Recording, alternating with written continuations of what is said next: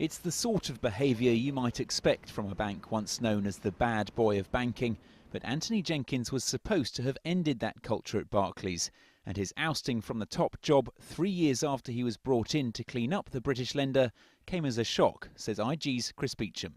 He had a long mandate to stay, to reform the bank, to slim down investment banking, to put a more human face on Barclays, if you like.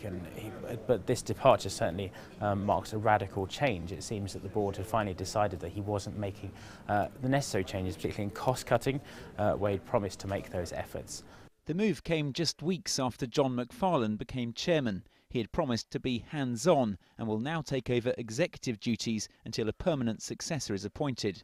Shares in the bank jumped more than 3% on the news, investors pleased at the prospect of a speedier turnaround plan.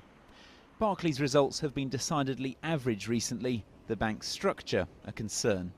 I think his failure lay in really cutting down on that sort of the investment bank culture that had been so heavily fostered by Bob Diamond in his years at Barclays. It takes many years to instill that and then many years to root that one out, and Antony Jenkins never went quite as far, I think, as he'd like to have done in actually getting rid of that.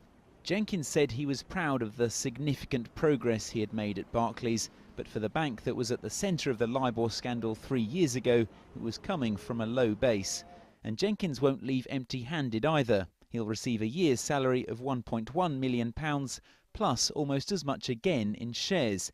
Then there's the pension allowance of £360,000, and he'll remain eligible for a pro rata performance bonus for the current year.